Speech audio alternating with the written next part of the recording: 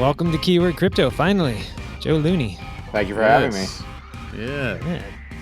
Really fast. That's JJ. I'm Michael, just because no one can tell us apart. So For some reason, no one can tell our voices apart. My voice is like the slightly higher pitched one, and I think I talk more, but I don't know. And mine's the slightly more aggressive social justice warrior voice. Social justice warrior voice. So, Joe, where are you coming from right now? Where you're on the East Coast? Yeah, I live in Rhode Island, so live from Rhode Island. I guess not live. It's live for us now, but. And how is Rhode Island doing? How is Rhode Island doing in terms of COVID and protests and 2020? How's it taken 2020? Does your 12 population show up to the rally every week? Well, actually, there was a protest at my local grocery store yesterday. Unfortunately, I wasn't there, but I was told about it. So it made its way into, I guess, suburban Rhode Island. Nice. Yeah, no, as far as coronavirus stuff, we fared better than our neighbors. So like Massachusetts is still like heavier on the lockdowns currently than we are. My kids are back at preschool, so that's a win for me. Is Providence the biggest city in Rhode Island? Yes. Population wise? Okay. And that's still not even that big of a city, right? Yeah. I could guess at the population, but I would just be guessing. I think Rhode Island itself, there's 1 million people in the state. That's like a 20th of Los Angeles. Yeah. Nice. Oh, so I guess that has its good points and its bad points. Probably bad points when you want to hang out with some people or meet somebody new, but good points during coronavirus.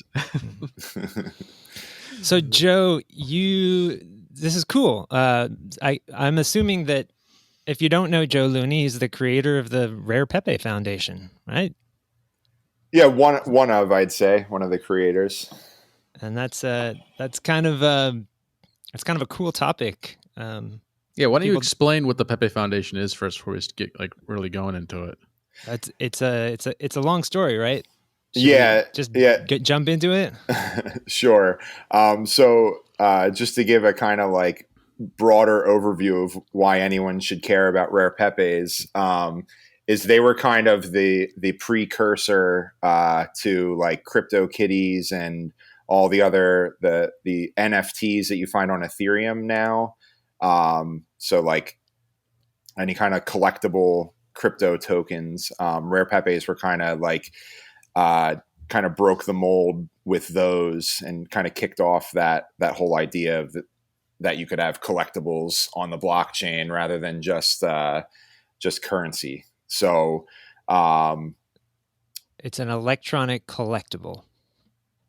Basically, sure, on a blockchain, a digital collectible, I guess would be the better way to say it. But yeah, so Rare Pepes were kind of the original of that, and they kind of were born out of there's a protocol layer built on top of Bitcoin called Counterparty, and it basically just allows you to create your own tokens very easily. So that had been around for a couple years prior to Rare Pepe. So that came out in 2014. And then Rare Pepes started the end of 2016. And it basically just started with one of the guys in the Counterparty Telegram chat made this Rare Pepe like trading card image, and then just associated a token that he issued with that image, and basically just said, hey, I created this. And one of the things with Counterparty is there's a built-in exchange. So you can post orders and then people can fill them. So he basically just put them up for sale and said, hey, I made these things. Maybe they'll be worth millions of dollars one day. And everybody just thought it was really fun and kind of like a fun way to use tokens because nobody had really found a use for them up until that point. So it just kind of evolved from there. And I I had built a couple wallets for Counterparty. It's kind of just my hobby. Just doing like Bitcoin related software projects. So it was just kind of perfect timing for me to build a specialty wallet for Rare Pepes. So it just kind of evolved from there. That's cool. I'm not sure if people, if everyone really knows the story of Pepe. Are you a big fan of Pepe the comic, the original, or anything like that? Do you know the story? I know it better now, just from like being in creating like actually rare Pepes as far as like crypto tokens. But as far as like prior to that, my only I guess relationship to Pepe was, it was just the feels good man meme was just like a funny meme that I knew about. And I knew kind of the running joke that like, if you had Pepes and you didn't show them to people, that they were rare. So it just kind of fit perfectly with creating this kind of, I guess, meme of rare collectibles, by issuing them as tokens. So it was just I saw the connection there as far as it was a good fit for kind of getting people to accept the idea that you can have collectible tokens instead of just like currency tokens. Yeah, I guess so. Pepe was I don't know much about the history of Pepe the character, but I know it was a comic book in the early 2000s, and the creator. We actually tried to get the creator to come on this show, but what ended up happening with the character is it kind of got stolen by 4chan and online alt-right white supremacists that kind of took over and tried to make it their own thing. And the creator of Pepe tried everything he could do to get it back, because I think he got even labeled as a racist, and it was a kind of a terrible thing to happen to you if you're an artist. And I think that, from what I understand, at least what I've seen on the internet, is that crypto was one of the first sort of instances where Pepe was kind of brought back into a new meaning, one that took on something completely different, kind of ripped from the hands of those alt-right white supremacists, which it's kind of a crazy story how crypto also will take these meme icons, whether it's a Doge or a Kojak or a Pepe, and they just slide right in perfectly. There's probably a bunch of other ones, but what drew you to Pepes and Rare Pepes in the first place? What'd you like about them? Well, it's kind of funny that you talk about how it became kind of an alt-right symbol. That actually happened like simultaneously with Rare Pepes, like the blockchain Rare Pepes, and it was kind of it.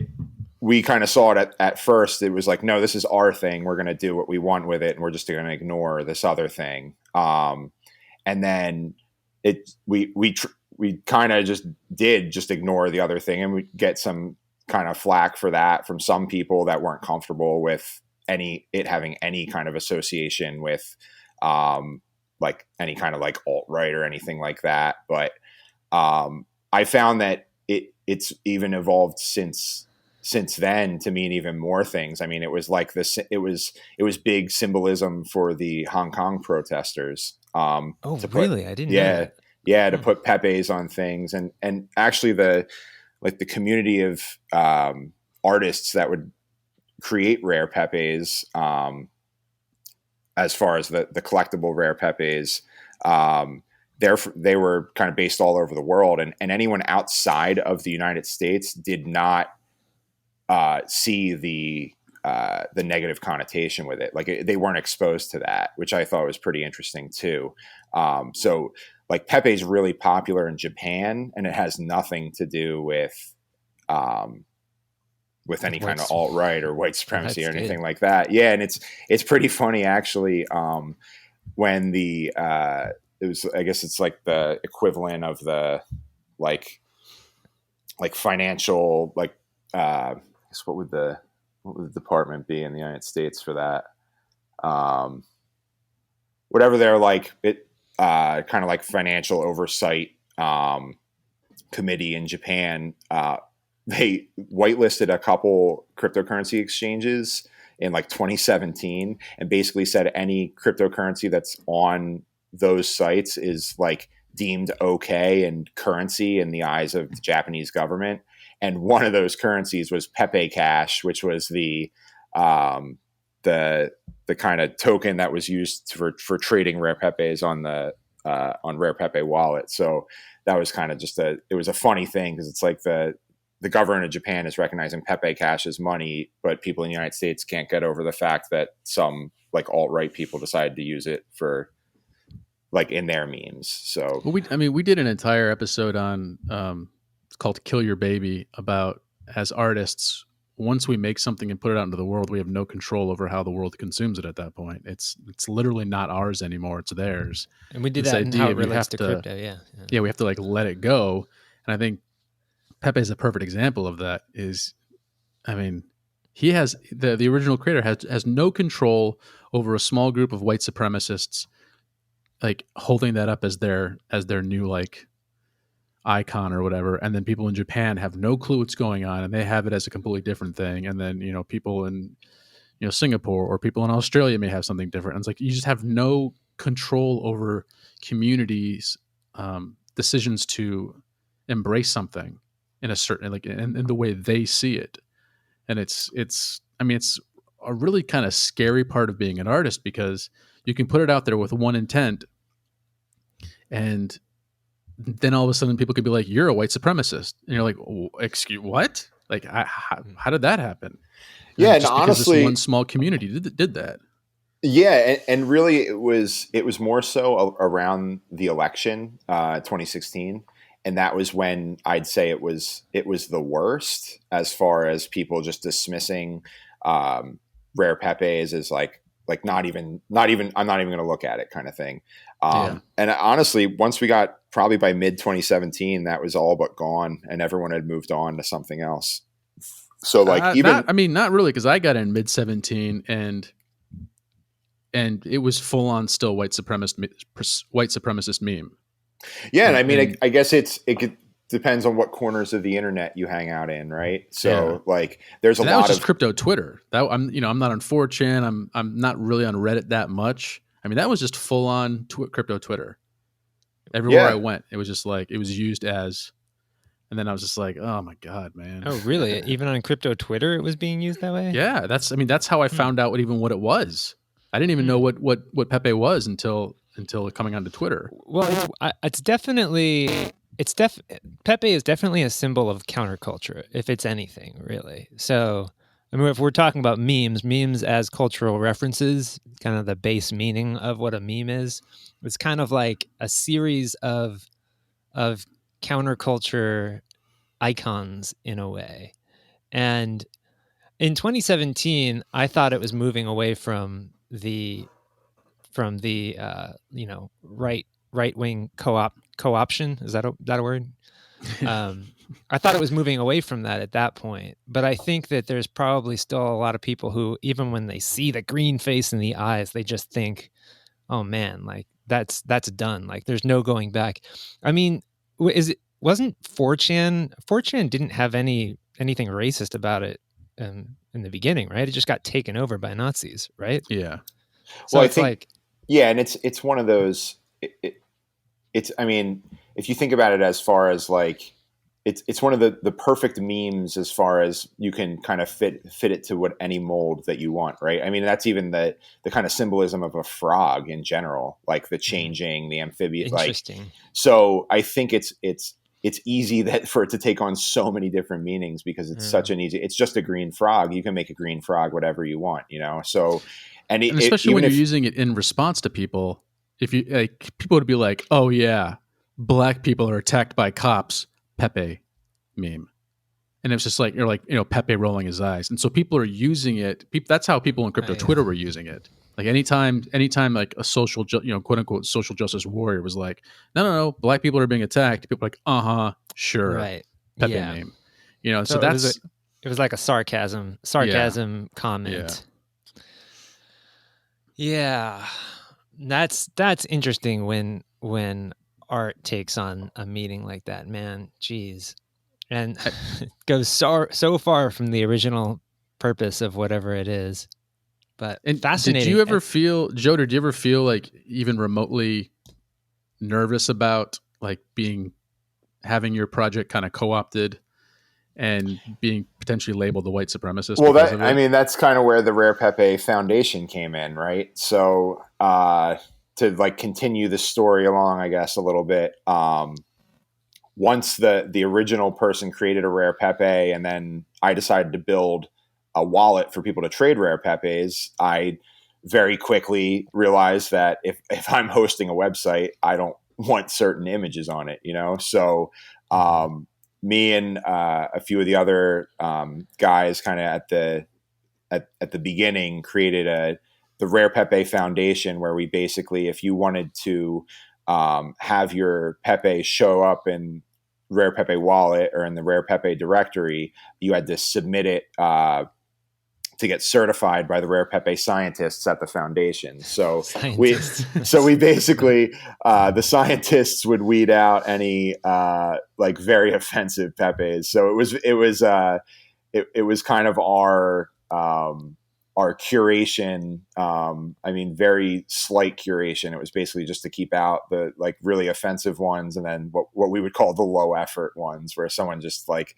2 seconds drew a picture and said they wanted to like send that in. So and really we only got maybe like 2 or 3 like offensive ones that we had to just go back and say no, like there's no way we're putting that up or anything like that. So and then it kind of I think those people left because all this kind of happened through the Telegram group. So I think those people left the Telegram group, and then what we were left with were people that were more in it for the kind of this idea of creating these crypto collectibles and the excitement around that. And after that point, we never really had to deal with that at all. I mean, there'd be people here or there that would join the group and like post some like anti-Semitic Pepe, and then we'd have to moderate. I mean, you got to moderate that, so you delete it and boot them from the group or whatever. So, but that was few and far between. It really didn't. You had moderation. Moderation is key. You got to have moderation. The thing about a lot of crypto is there's not meant to be moderation. It's supposed to be completely decentralized and not controlled. I mean, imagine if NANO just got picked up by the Nazis and all Nazis are going to use NANO and that's it.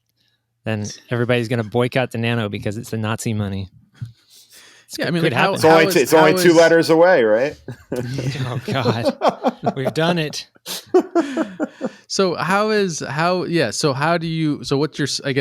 your stance on, quote unquote censorship, even though it's not really censorship because it's private, and you're not actually stopping somebody from making it or saying it, you're just stopping them from having it on your platform. That's it 100%. It's my website, my rules, right?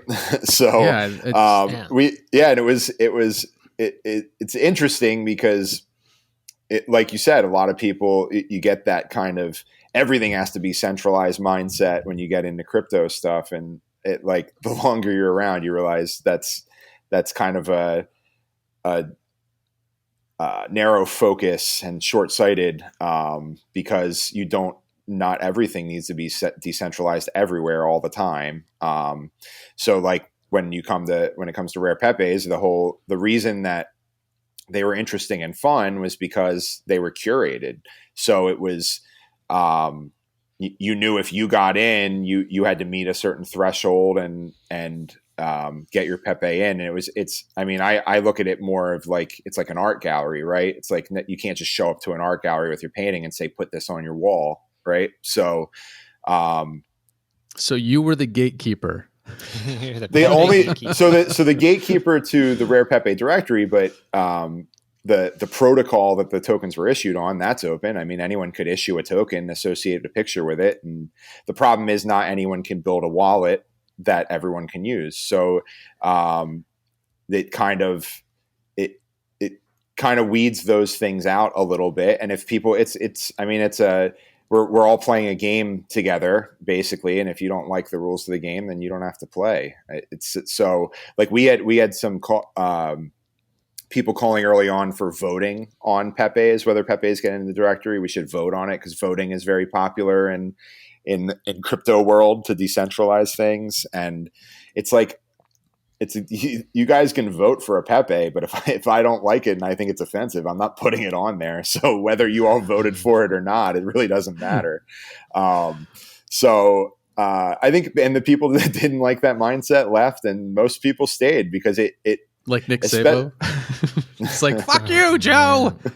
Oh, he wouldn't have lasted 2 seconds in there. That's good to hear. It makes me feel a little bit better.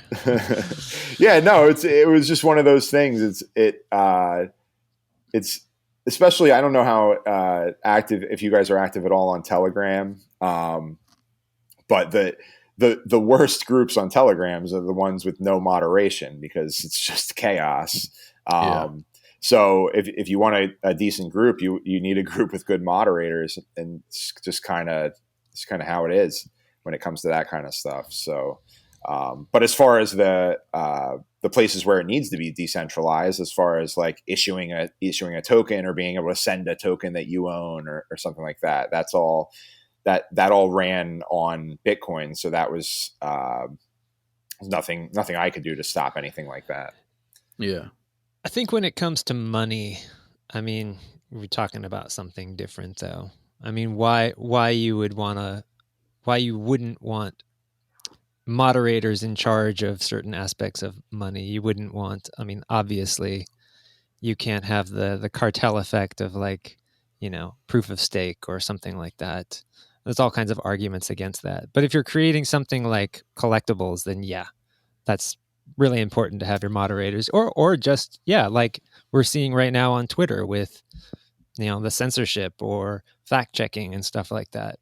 Well, I mean, the danger of it, and this is the idea behind decentralization. Like, not that Joe is, but if Joe himself didn't like Mexicans and found out that somebody who had a really cool piece of Pepe art was Mexican, was like, nope, I'm deciding not to let that guy in. And then if Rare Pepe's became like worth millions of dollars, and people all over the world were using that to funnel money in between, like they do with like precious artwork, and then Joe is now the arbiter of who's allowed to quote unquote be an artist or not. Yeah. I mean, all of a sudden it's like everything's fun in games when stuff is worthless, more or less. Well, the Pepes are worth a lot now, aren't they? What's the most expensive Pepe right now worth? Yeah, I mean that's kind of a hard thing because the most expensive ones aren't very liquid, right? So it's like, but I mean Pepe's have, been selling in the like at least the hundreds of dollars still, even in like a down market. So, I mean there was a Pepe auctioned off early 2018 that sold for $40,000. Wow. And there was a few that sold for like low 5 figures on the DEX, which is the decentralized exchange on Counterparty. So, I have a question. So when you own one of these Rare Pepes, what exactly do you own? I think that just how does it work? I mean, if they can be easily copied, what exactly you're just like basically owning keys on a blockchain? Is that it? Yeah. So if you use the analogy kind of like that I used with the Rare Pepe wallet being an art gallery, right? So as far as anyone can still be an artist, anyone can paint their own painting and sell it on their own, right? But they can't come into my gallery and demand that I put it on the wall. So that analogy kind of still holds up when you kind of look at crypto collectibles. So anyone can create the token, anyone can create an image and associate it with the token. And then if they want to sell it in someone else's market, then they have to kind of meet the rules of whatever that market is. Or if they're savvy and can build their own marketplace, then they can do that. So it's very similar. when you look at it like that. But as far as like what you own is a token. I mean, it's the same thing. What do you own when you own Bitcoin? What do you own when you own Nano? Like you just you almost own a claim on a token, and a claim that you can prove by sending it whenever you want, kind of thing. So I think that go ahead. Sorry. no. I was going to ask, how is that? So what's the best way to describe how that token is attached to the art itself? Because the artist said that token equals that art, and that's all. That's all that matters. I see. So when you own a Rare Pepe, you basically have the bragging rights to say I own it, kind of. Exactly. I mean, like you own provenance back to the artist. So what's the protection of me going in and just literally copying and pasting and creating a brand new version of it with my name on it and then selling it to somebody who doesn't know the difference and doesn't know how to check the blockchain and selling it for... You'd be doing the same thing an art forger does. Yeah. But like, so is there any protection for people outside of... No, I mean, it would be like, so it would be the same thing if you took a famous painting, right? You copied it, you put it in a nice frame, and you went down to somebody that doesn't know any better, and you said, "This is this famous painting. Do you want to buy it for $10,000?" And they do. I mean, what's their protection? Well, I guess the difference is if I go to Sotheby's and have them auction it off for me for $5 million or $10 million, the person buying it hopes that the people at Sotheby's have done their due diligence and know it's actually legitimate. Well, no, I mean that's where provenance comes in, right? So when I say provenance, it's just the chain of custody on that particular piece of art, right? So one of the ways you can kind of prove that art is valid is just trace back who bought and sold it. And as long as you can trace that back to the artist and you have, I guess, legitimate transactions, records of, then it's easy to say, okay, yeah, this is the real one because you bought it from her, who bought it from him, who bought it from him, who bought it from the artist. So one of the things that the blockchain does is it's a history of transactions. I mean, that's all. That's really. But all I mean, like, are you, as somebody who has the museum, are you doing that research for people? So when they buy something from your wallet, they know that Joe's done the research and Joe's checked that this is legitimate? I guess in a way, I do it by serving the data from the chain, right? So if I run a website that serves data that from the block, from, in this case, Bitcoin, then they have to trust me that I'm serving the correct data, so that what they're looking at is correct. So I guess in a way, I'm doing that check by them not having to download their own client and look at the history for themselves. Okay. But as far as like me keeping a record of transactions, all I have to do that is download every block as it's mined, right? Yeah. I guess I'm trying to think in my head, I'm trying to formulate a scenario where somebody died or a Rare Pepe didn't really gain a lot of traction, and then maybe the artist died, and then people want that person's art, and then I make a copy of it and say, "Hey, Joe, I was able to get my hands on one," and you're like, "Oh, great." Well, what did you make a copy of? His token, in essence, like the art on his token. So you can make a copy of that. I mean, that's just a GIF or a JPEG. I mean, you can make a copy of that by just going to Rare Pepe Wallet and looking at like what's available. But the thing you can't copy is the token, in the same way that you can't copy Bitcoin. Correct. No, I mean, in the sense of like, if there's a way that you didn't know about the art ahead of time because the person didn't put their art up on your wallet, and then trying to figure out if there's a way. But I in the brief few seconds I'm trying to formulate a plan, I can't really think of a way to do it where it wouldn't be easily found out within like a few minutes. And so I mean, what we're talking about is art and property on the blockchain, basically. I Yeah. mean, that's what we're talking. I think back when I was into reading like white papers, I read a few, like art ownership on the blockchain type of things. Maybe ERC20 tokens on Ethereum or something like that. ERC 721s, the often the ones that have images or games or something like that. But I love talking about this stuff because it's one situation where like you actually can have a blockchain for that. It actually kind of makes sense. How do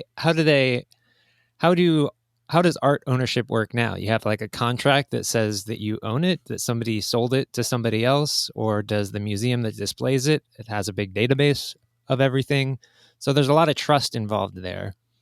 And I mean, I don't know. I imagine that art gets stolen all the time just by people saying that, or people claiming that they own something that they don't. I don't know. That's a really, Well, you have to find somebody who can verify that it's legitimate, and that's a form of trust right there, because yeah, totally. you have to know that the person's legitimate or not, and then they could be a forger, and there's so many potential scams that Yeah, I mean, that's why provenance is key, and that's really it's like knowing the chain of custody is very Mhm. important when it comes to physical art. Just because of that, because of Anything. forgeries or an artist could have made multiple versions of a piece of art that wasn't found out until 100 years later, or Yeah. so it's there's a lot of when it, in the physical world, that is a challenge, and I think it's will continue to be a challenge, and I think there's different challenges when it comes to the digital world, but one of the challenges that's kind of solved is that provenance, that chain of Well, what custody. if okay, here's a thought. Um, what if a famous artist dies and they had a rare Pepe that they never put on the blockchain? So they created the work on their computer, Then it's not a rare and I Pepe. get a copy of it, and I say this is so and so's, and I register it, or I put it on the blockchain. Yeah, I guess I, the bigger risk would be if you got a hold of an artist's private key and you issued tokens in their name. yeah, Um, if they're already dead, I guess it would be pretty clear that they didn't issue it, right? yeah. Because it But if was they're issued alive, after a certain date. If they're alive, then it would take them basically claiming publicly, my key was stolen and anything issued after this block was not me, yeah, right? Which they could do. We haven't seen that happen, but it certainly yeah, could. So there is yeah, definitely a tie. It really the tie in, is there's an address that issues the token, and there needs to be a connection between that address and the real world, um, either a person, it's an artist, or maybe they're unknown, but at least that when they're unknown, the address is still known. So yeah. you can see that same address is issued X amount of Pepes or pieces of art or whatever. But yeah, I mean, it's just another use case. I look at it, and I kind of, one of the reasons that I I kind of went down that road and was so fascinated by it is it's a real non-currency use case of the blockchain that's not trying to link, not trying to have tokens represent things in the real world. It's just tokens for the sake of being tokens. Yeah. um, so that was kind of um, the thing that was different with Rare Pepes, and kind of what they started was the fact that you could have these tokens that just exist for the sake of existing. They're just the token itself is collectible, and it's not a currency. It's not meant to be used as money. It's just uh, I mean, and these were simple. They're just trading cards, and it's something that everybody can understand. Pretty much everyone knows what a trading card is. To a lot of people, trading cards are worthless. Real trading cards are worthless, and to other people um, that They like make a them living and off of collect trading them. Yeah, they cards. can make a living off them, or they just love collecting them. It's just a thing that they like to collect. I mean, a lot of people like to collect things, so Mhm. um, it's just kind of what they are. So I was fascinated by the fact that it was a non currency use case, and it wasn't it wasn't trying to be something else. It wasn't saying like this token is going to work in this game, or this token is going to work on this website or something like that. It's just saying, yeah, this token is this digital piece of art, and you can collect it if you want, and people do. I mean, people, you could go. I mean, you can go on the wallet now, and you'll still see people trading. You can see like the history of the trades that are made and stuff. So it's still active. People are paying the transaction fees to trade Pepes, so there must be some value to them. That's cool. Why do you have any idea why? Because it seems like there's been a massive drop off in stuff like this on the Bitcoin blockchain, and most of it's kind of moved over to the Ethereum blockchain. Can you pinpoint something in particular that caused that to happen, or is it just because Ethereum is kind of cheaper and hype and this and that? Well, I think at first it was cheaper. Transactions were cheaper. I know now if you want to get a transaction through on Ethereum quickly, it's not necessarily cheaper than Bitcoin. So that, but at the time, yeah, it was cheaper, and I think there was a lot more money behind Ethereum to start these companies and pay people to work on this stuff full time. I mean, I built this thing in my spare time. I mean, I have a full time job. I don't work in crypto full time, so it's more just a hobby for me. And there was never a lot of it. Bitcoin's kind of a weird space because there's so many different people with different ideas that, and a lot of people think that it should just be money. So it didn't get a lot of support from the Bitcoin community in general, issuing tokens on top of Bitcoin. But they really took off on Ethereum because people saw them as a way to raise money. So I think it just kind of was natural that because Ethereum was becoming the place to issue tokens, that these like NFTs and these art tokens would move over to Ethereum. I think it was just kind of natural that would kind of happen that way. And just really fast, NFT is non-fungible token. Yeah, so that was a term that CryptoKitties invented. It basically all an NFT is it's a one of one token. So it's a unique single token. And actually most Rare Pepes are not NFTs because they're limited issue tokens. So you may have a Rare Pepe that there's 100 of them of the same one. So that's not necessarily, by definition an NFT, a non-fungible token, because it's not a one of one, but it's just kind of semantics. They're still it's all the same idea. They're just crypto collectibles rather than cryptocurrency. And I think CryptoKitties came out at the peak of the bull market in 2017. And I think that's kind of, all these people had a lot more money than they had a year before, anyone that owned Ethereum. So they were trying to find things to spend it on, and collecting things, and you showing off that you own this super rare CryptoKitty that nobody else owns is kind of like a badge of honor kind of thing. So really I think weird. People were just really throwing, weird. When people just throw them. I mean, you see the same thing kind of everywhere. I mean, people wear watches. an expensive watch or expensive sneaker, like rare sneakers, or like a Supreme hat that there's only 100 made. You know, it's like it's just kind of this like way that you can brag that you own this thing, and you get into kind of bidding wars with people, and that's another thing that these crypto collectibles, any like CryptoKitties and CryptoPunks was another one. There's a few more that were on Ethereum, and then Rare Pepe's same idea. There's marketplaces built in, so you can put things up for sale, or you can bid on things ahead of time. So it's because that market dynamic is there and it's easy to access. I think you end up getting things that, if I put something up and all of them sold, or like everything I put up sold, then maybe the next I'll put, like, say I had a Pepe there's 100 of, and I put 10 up for sale and they all sold for $100 a piece, then I'm going to put the next 10 up for $200 a piece, right? And then if they all sell, then maybe it's $500 a piece. And then the people that are going to look at that thing go, oh man, this thing's selling out, I better get one, kind of. So it's interesting. The market dynamics are pretty interesting. Well, it's also interesting you throw in the fact that if I put in $1,000 into Ethereum back when it was 5 cents, now I've got, and then all of a sudden it goes up to $1,200. Yeah, you got a lot more money than you had.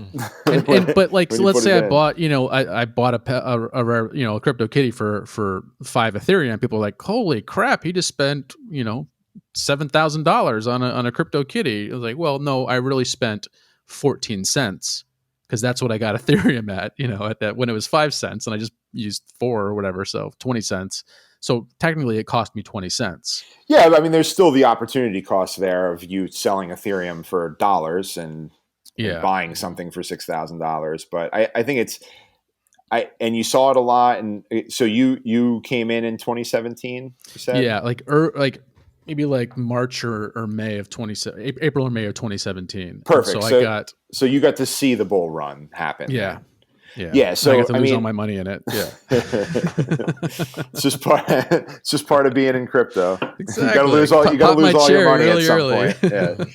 point. Yeah. But people just throw money around. When all of a sudden you have 10 times, I think Bitcoin went from like 10,000 to 20,000 in like 15 days or something. Yeah. So if all of a sudden, like, you've got twice as much money as you had, and you already had a ton. Like, if for me to throw $2,000 to buy a Rare Pepe, like that's ridiculous if you were to take a step back and look at it. But when you're kind of in the heat of it and in the bull market, it doesn't seem that ridiculous.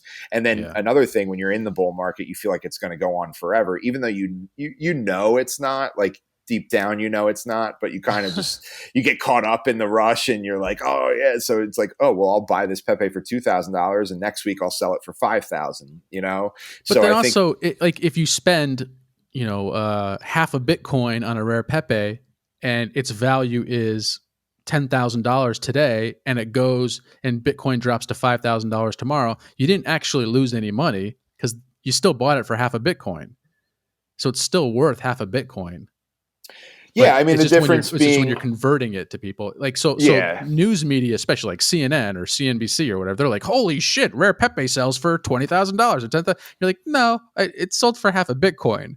Half a Bitcoin today is worth, half as much as it was 3 years ago. So it's like, it's all, relative. And I think that's where a lot of the hype comes in. And I think where a lot of the people who are like, I spent 20 Ethereum on a crypto kitty. I paid 5 cents for each Ethereum. It's really not that big a deal. And so I think that's the hard thing, is like, you've got almost like a revert back to the .com bubble, where people have all these shares and they think they're so smart and they're so like just rich because they have all these shares that, tomorrow become worthless and everything just kind of crumbles, because it's like this mindset. Everything's built around a mindset of wealth, as opposed to like, I don't know. I don't know. I'm kind of rambling. Never mind. It makes sense. Mindset of wealth. People are going to spend money on things that otherwise seem stupid when you don't have the wealth. That's luxury goods, right? It's like, it's a luxury to be able to spend $2,000 on a Rare Pepe. And so it's just kind of, it's one of those things that comes in waves. I think when we see another bull market in crypto, I think you'll see crypto collectibles will start to peak in value too. I mean, you're kind of starting that. It's already starting a little bit. There's a couple markets on Ethereum it's more like digital, like fine art. So it's like pretty legit artists that issue their digital art as Ethereum tokens. And they've, in the last few months, I think they've done as much sales that they've done in like the last 2 years. So you're kind of starting to see that a little bit with the kind of recent bump back up in crypto. And I think you'll just see it. If this is the beginning of another bull market, I think you're going to see the they're kind of like the canary in the mine. I think you see the collectibles start to go up, and that's kind of showing that, okay, now these people are kind of having more disposable income. And rare Pepes are an indicator. Yeah. I mean, it certainly seemed that way in late 2016, early 2017, because that's when we saw. I mean, early 2017. I mean, we were seeing Pepe sell for $1,000, which seemed so crazy at the time. When did you start When did you start? It was September 2016. September 2016. Yeah, that was like right around when I got interested. I mean, that's a great time to start it, man. Are you receiving any percentage, like as a profit, like a cut, or is it a business? No. Okay. No, I mean, it really is like just it could be. I mean, you don't need to laugh it off. It wouldn't be like, I don't think anybody would be like, fuck that Joe Lubin guy. You got the gallery. Fuck Joe. He's like, it's like, I mean, you're creating a gallery that people are profiting off of. Why? Every gallery takes a cut. So why wouldn't? I don't think people would frown on you for doing that. Yeah, I mean, honestly, for me, it was always just about having fun. It's a fun project, like a fun hobby. I like to collect Pepes myself, so I wouldn't have spent so much time building a wallet if I wasn't using it myself. So yeah, I mean, isn't that part of? I mean, a lot of the Bitcoiners say, like, it's capitalism, like pay for what you want type thing, and you're creating something of value for the world. So why wouldn't you get paid for it? But it's noble of you saying, hey, I love this, and I'm going to dedicate some time to it, and this is my donation to the crypto space of creating this place for artists to make some money. Like, that's very you're talking to two artists. So to have somebody with a skill set like yours say, you know what, I'm going to create something for you to make money off of it. I'm not going to take a cut. Like, that's huge. That's like unheard of in the art world. So I wish agents were like that.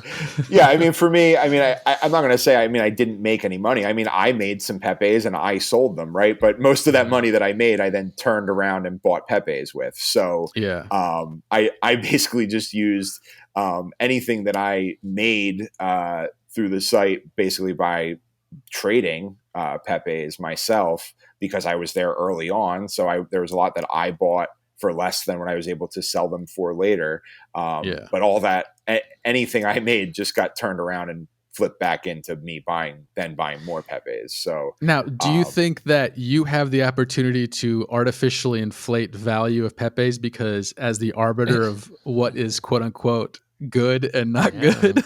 Yeah, absolutely. Right. And that was one of the reasons why we closed the directory, and we I guess disbanded the foundation, because we got to a point, and when I say we, it was a group of, I think it's like 6 or 7 of us that are in another Telegram chat that make all the rules for the other Telegram chat. So, and I mean, we're not shy about it. I mean, we'll tell you that's what we're doing. And it just got to be too much. It was not fun anymore. It was too many. It was early 2018.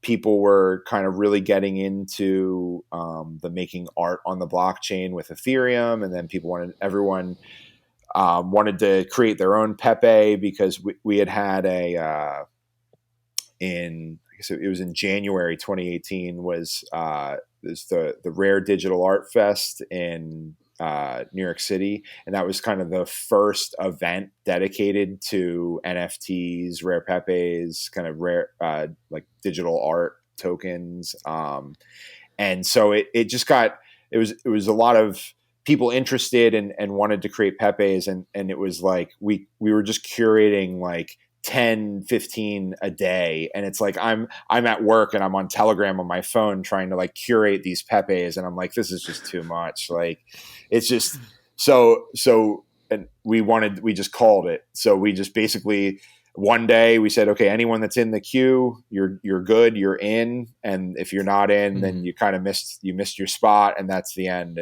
And we haven't. And so that was over 2 years ago now. And we haven't reopened the directory. I know I've been asked over that time if we're going to reopen it. And I don't see that ever happening. I think I see it kind of as like it was a fun like point in time in kind of Bitcoin history and crypto history that it was fun to be a part of. But as far as like getting back into the curation game and people submitting stuff, it's just not something I'm really interested in doing. I did it. So you found an alternative use for Bitcoin and crypto. Are you interested in other altcoins and stuff like that? Are you a Bitcoin guy? I mean, I'm certainly a Bitcoin guy. That's my favorite, I guess, of the cryptocurrencies. But I don't begrudge altcoins and other coins for existing. I think that people are more than happy to create their own. They're more than welcome to create their own altcoins and do what they want with them. So Well, I I guess kind of a better question would be like, what's your involvement with crypto now? Now that the foundation is no more, and I mean, are you just an investor and enthusiast? uh, yeah, I guess you could say that. I've gone back to being just a spectator. I mean, I'm certainly I'm in like different Telegram groups that are like focused on like crypto kind of things, but more just like it's people that I've now known for a few years from just talking to them online. That uh, it's more just a place to hang out kind of thing rather than really doing deep dives into like investigating different cryptocurrencies and stuff like that. So yeah, I guess I'm more of a spectator now, I'd say, and a cynic. There does seem to be this kind of community of of crypto enthusiasts that like are not. I mean, if you hang out on Twitter, there's all like the traders that are like sharing charts and talking about what coin's going to move, and then you've got like the celebrities of those, which just basically shitpost and occasionally throw a chart up there, and then you get a few people who have some fun in the space, and it isn't. Maybe it is about the technology, or maybe it's about something else funny going on. But that's something I notice in crypto is you have these different subgroups of people following crypto, and yeah, it's pretty cool actually. And that sounds like where you fit in. Yeah, and a lot of those have evolved over time from like Slack groups and Skype chats for like specific projects that then evolved kind of into maybe a Telegram chat or something like that. So but it's a small world. I mean, when it comes to the people that are really like spending a lot of time to really I guess educate themselves about crypto, you kind of run into the same people over and over again. So over the years, you kind of build a group that, and you go and you enter and leave different chats until you find one that kind of that you're interested in participating in. And yeah, there's a lot more to Bitcoin and I guess crypto than crypto Twitter. I think I think it's a little bit does kind of a disservice to I guess the broader community of people in crypto to kind of that so many people are exposed just to crypto Twitter when they try to learn more, because it can be very divisive and just kind of like a hard kind of swamp to wade through. Well, then here's a good question then.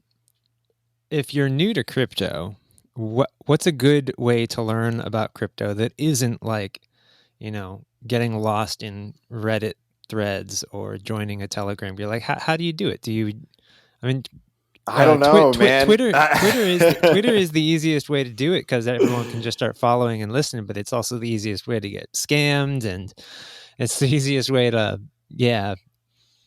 I don't know. I guess that I don't have a good answer for that. You don't need to have one. You don't need to have one. Maybe there isn't. Maybe that's what we're trying to do here.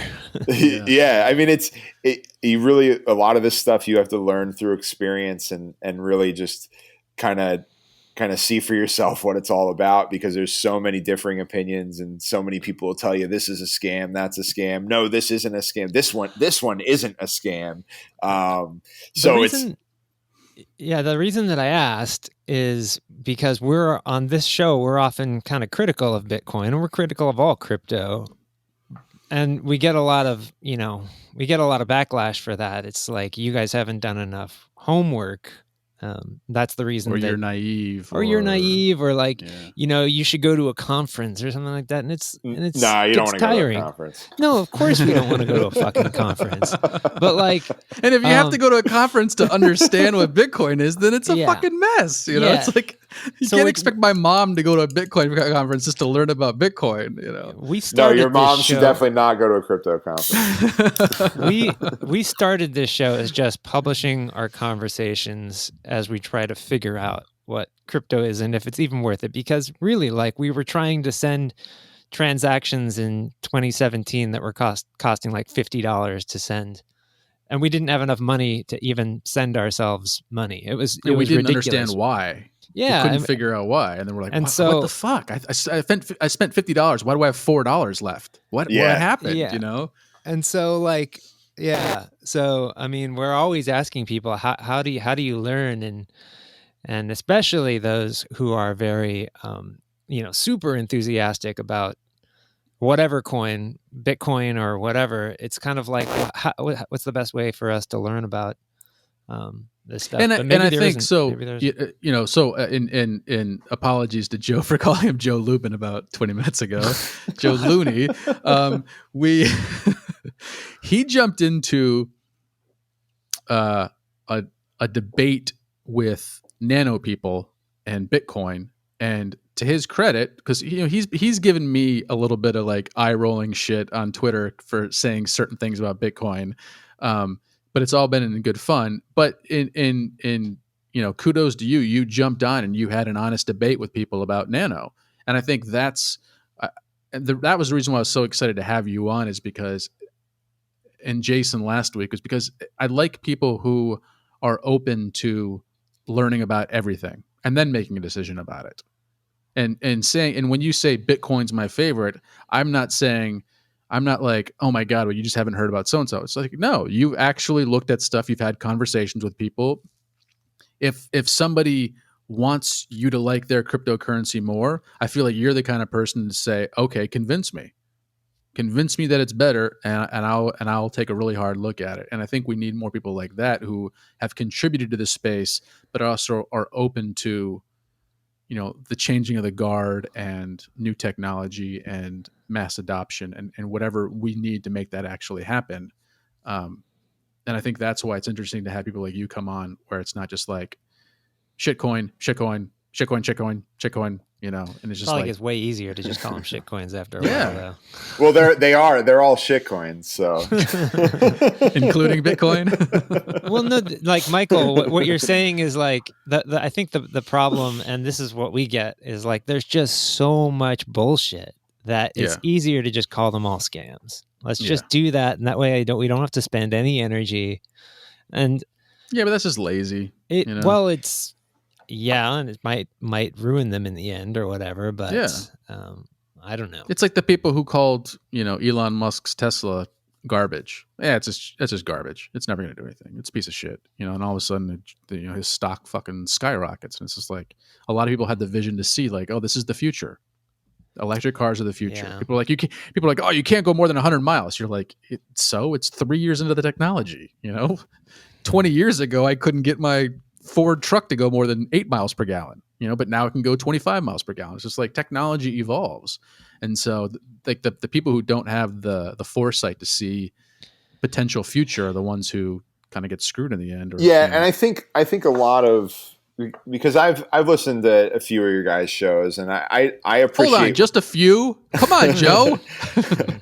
Well, I got to say, since the beginning of lockdown, I haven't listened to any podcasts because it's my commute is when I listen to podcasts, and I haven't had right. I haven't had a commute in 2.5 months, so I'm a little behind. It's all good. But no, I think I appreciate what you're trying to do, and I think putting your thoughts out there like this is, you certainly invite yourself to criticism, but I think you know that. I mean, that's just kind of the name of the game when you're doing a podcast.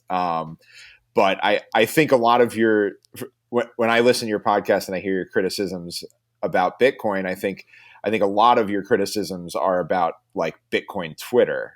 It seems to me, when it's like, these people think this or these people think that, or this is the kind of feedback I get on this, and it's like, because I think you're getting it from a medium that's designed to be like Twitter. Like I've always looked at Twitter as an argument platform. Yeah. Like you're saying we should go to YouTube, is that right? Yeah, go to the comments in YouTube. We need to have an actual debate platform versus an argument platform. Well, that's the thing, is I don't know where else to go, really. It's so easy to find people on Twitter, and you're totally right that like that's kind of where we're getting our information. But I mean, let me ask you this.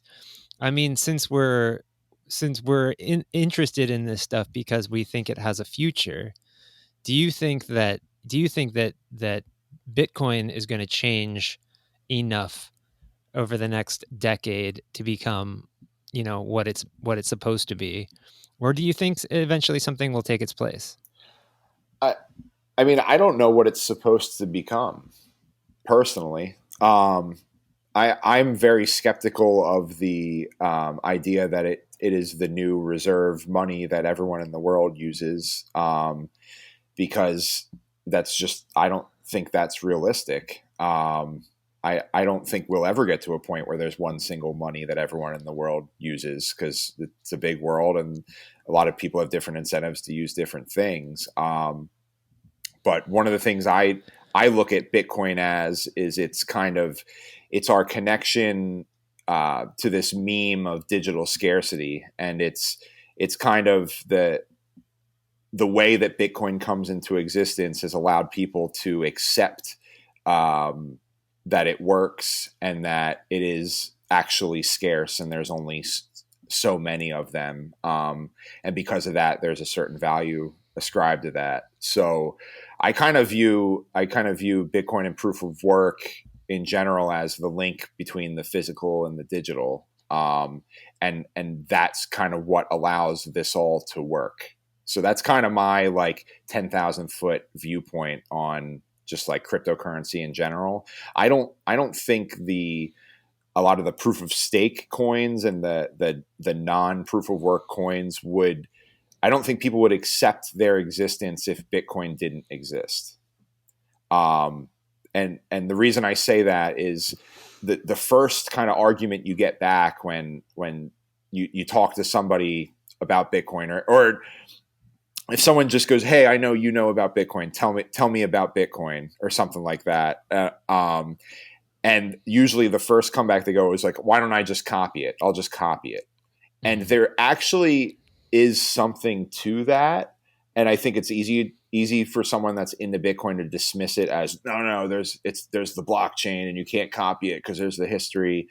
But we know you can copy it. I mean, that's what Bitcoin Cash is. That's what Bitcoin SV is. It's a copy. It's a straight up copy, and it's a different coin that has a different value. So, is it a copy or is it a fork? I would consider Litecoin a copy.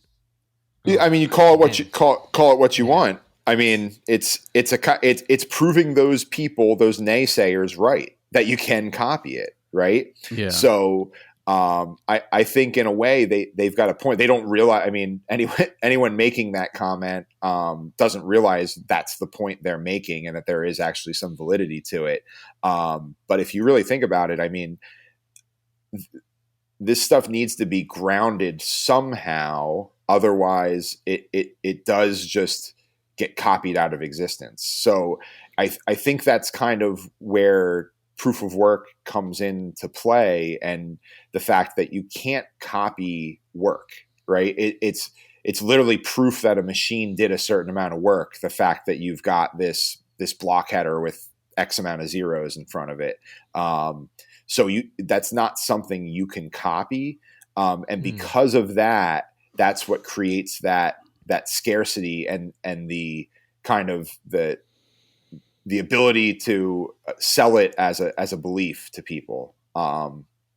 So kind of my thinking on that is as long as proof of work continues to work, and these currencies are literally being mined by computers doing hashes, that leaves room for other experimental currencies like a NANO or like an EOS or something that is proof of stake and there's no mining at all. It allows that to kind of flourish because you can that thing is now like that idea that you can have these individual currencies is there, and people can kind of grasp onto that. So I think if you didn't have Bitcoin, you'd get the same comment. So say we live in a world where NANO is the original cryptocurrency, right? So say Bitcoin never existed.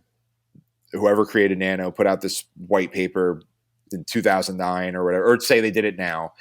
It doesn't really matter, but the first comment you would get is the same thing you get about Bitcoin is, well, why can't I just copy that, right? Yeah. And with something like a proof of stake coin, it's a lot easier to copy the network because you just need people to join it. There's no you're not mining at this point. You're straight up just copying and say call it NANO 2, NANO 3. Like it really doesn't matter, but it would quickly show people that this is not a scarce thing per se, and that you can just copy it away. Whereas when you copy Bitcoin, you need to continue to do work to create more blocks. So like Bitcoin Cash and Bitcoin SV, you still have to have these mining farms that are mining to find these blocks. So but you could. I understand what you're saying. Like, I mean, technically, NANO isn't proof of stake, but yeah, I understand what you're saying. But in the sense of proof of stake, your time that it's in your wallet that you're staking it is the thing you can't copy. Like nobody can copy the history of. So I mean, I think what I get not annoyed with, but just like the thing I question is, it's like, okay, well, you're saying that me lifting 10 pounds is more valuable than me spending 5 minutes thinking about lifting 10 pounds and documenting it in my journal. Like both of them are something that you can't recreate. And I have a proof, and I have a proof on, and I have, I have a proof in some kind of database that shows that I thought about it for 5 minutes and here's the proof, versus my computer running for 5 minutes and, mining X amount of things. And like, that's my thing. We're just like, okay, I understand the concept behind it, but at the end of the day, these people are just saying, we value this over that.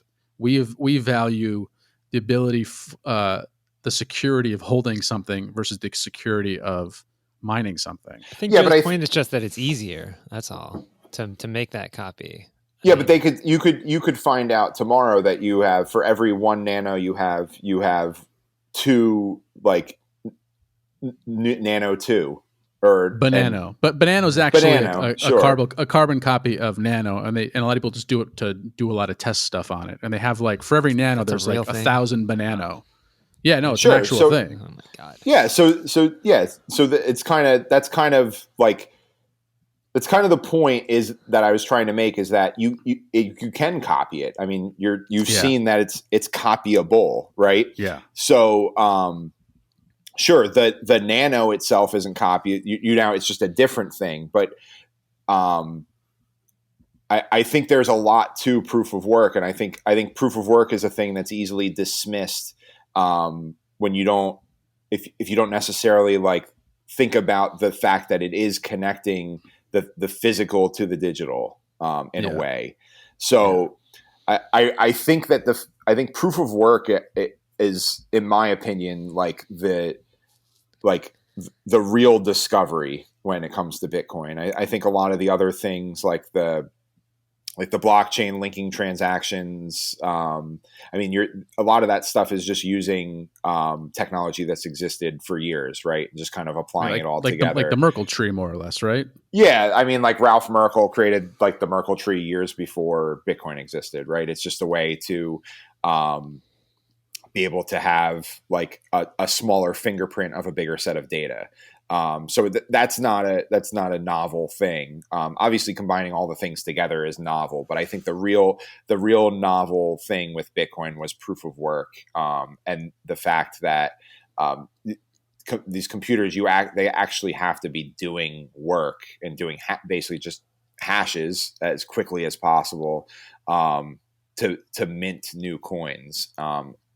I think that's really the novel thing behind Bitcoin, and that's kind of why that the whole Bitcoin like meme was able to really take off. And I mean, back in, because I got into Bitcoin early 2013, like late 2012, I heard about it, and then I finally looked into it early 2013. And back then, it was everybody just wanted to mine right away. Like you heard about it. What's this thing, Bitcoin? Wait, I can mine. I just leave my computer on and I get free Bitcoins and I can like trade them for dollars. Like this is crazy.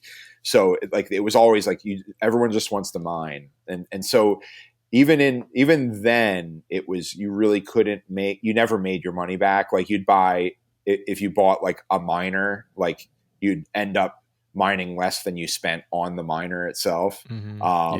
Even at that point in 2013. So it was kind of a fun initiation into it. And I think that that's a good way to learn about. I mean, mining Bitcoin now would be very expensive for someone new, but one of these other proof of work coins that has maybe an algo that's not so kind of heavily ASIC driven, like mining crypto is a very like unique experience, I think, and you really learn a lot about it by going through the process of setting up your node to mine and stuff like that. And it's just kind of it's a very kind of like surreal thing when you do it. I mean, not so much now because it's been around for a while, but I mean, I remember back in 2013, it was very surreal, like setting this thing up. Like I had bought they were called block eruptors. It was this little like USB miner, and you could hook it up to a Raspberry Pi and just let it run basically. And I set it up in my basement and let it run, and I was mining like 0.1 Bitcoin a day. And at the time, wow, that's great. Yeah, I mean, at the time it was like, well, I guess it would have been 0.01 probably, because it was like $1. I was basically mining $1, but $1 a day, like that's crazy. Like when you like by just letting this little computer run. But I mean, within a month or two, it was like 0.0001, and it was like I just shut it off, right? Because it wasn't. I probably shouldn't have. In hindsight, I probably shouldn't have shut it off, because I probably could have made more money by just letting it run. But it didn't seem like I was making enough for it to even be worth it. Yeah. So, well, I think one of the problems that we talk about with Bitcoin is the idea of, I think Crypto Bobby talked about it at one point where he's just like, yeah, I blew out my laptop because I was trying to mine back in like 2014, and I just let my laptop go for a month, and it just completely destroyed it. And I got like 3 Bitcoin out of it. But like that right there, and people respond to me, see, anybody can do it.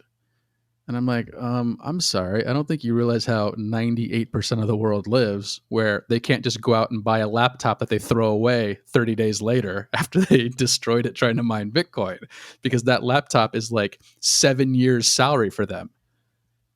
So this idea that like, oh, anybody can do it. I had some guy recently, I said that to him. So I said, I responded to him on Twitter. I was like, look, saying anybody can run a node is like saying anybody can own a 100-foot yacht. It's idiotic to make that claim, and it shows that you don't understand how the vast majority of the planet lives, on less than $2 a day. Yeah, and I mean, honestly, take out the financial aspects of it. Like, anyone cannot run a node because not everyone is savvy enough to be able to do that. I Or just, mean, you mean savvy in the sense of like when educated it enough? crashes, how do you reboot it? Or, Yeah. oh, I got this error. What does that mean? Like, Yeah. most people are not going to do that. You need to be like computer savvy, like even more so than a normal computer savvy person to be able to do that. So I think you could even take, and not just computer savvy, computer literate. You have to understand what code is and be able to code and be able to, you know, to set it up, and then to understand when something goes wrong. I feel like that's, in my mind, that's what you mean by savvy. And correct me if I'm wrong, because there's literate and there's savvy. Like some people can handle typing in code. Like I can copy and paste some code and make it run. But if anything goes wrong, I'm not going to have any clue what to do at that point. Yeah. How are you debugging or troubleshooting in terminal? Like, exactly. Yeah. Most people can't do that. I mean, I'm not very comfortable in terminal. And I do software development like in my spare time. So it's certainly, it's not for everyone. But I personally don't think it matters. As far as Bitcoin is concerned, I think most people won't end up using it through a node or through their own wallet. I mean, they'll probably use the hosted solution like Cash App or something like that. Yeah. I think that's just kind of how most people are going to use this stuff anyway. I think one of the things that I ran into and kind of had a realization on, I was really into a coin called BitShares. I don't know if you remember that one. Oh yeah, Yeah. It's still around, but it's coin, right? Yeah. Oh yeah. That was one of the original. It's pre-EOS. Larimer. That was pre Larimer. That was pre-Steam too, right? Yep, pre-Steam. Yeah. It was. He had one before that called Proto Shares, and then that turned into BitShares. So that was kind of when that was end of 2013, like early 2014. And I was pretty active on that message board. And I kind of came to the real BitShares was going to be the thing that like solved all the world's problems, right? It was they were going to do insurance on the blockchain. They were going to do all kinds of things. And the realization I had is that anytime you run into an issue with any of the software, where do you go to ask for help? Exactly. Right? You go to a message board, or you go to random people on Twitter. Like that's not going to work, right? Yeah. So you got to trust somebody. So the realization that I had is that decentralized blockchains don't have customer service, and most people that are gonna like, you take a step back and you think of like just most people that might be interested in this stuff, they want a customer service line that they can call if they're having issues. So that's what Coinbase offers, or that's what Cash App offers, or our boys over at Zengo. Sure. I mean, if they, we interviewed the CEO, and I've used the app a couple of times, and when I had an issue, I would message it inside the app, and literally within 3 minutes, somebody got back to me. And they're in Israel. Mm-hmm. So it's like, but that's what it goes back to what you mean. It's just like, if something goes wrong, you need customer service right away in this kind of setting in the beginning, because I don't know if you can get customer service from MetaMask, can you? Maybe you can, but I don't think so. Probably not. And Coinbase is a disaster. So, well, still to your point, there's probably going to need to be like, what do you call it? People who help you. Yeah. That's probably going to need to be a thing. And then you have to trust those people. Well, yeah, exactly. And now you got to trust those people. And that's kind of where you get to the, like, at that point, so if you're, think about like your parents, if your parents want to buy Bitcoin, right? How are you going to suggest, if you don't want to handle it for them and they want to handle it themselves, what's your suggestions going to be? My suggestion would be download Cash App and buy it and hold it through there.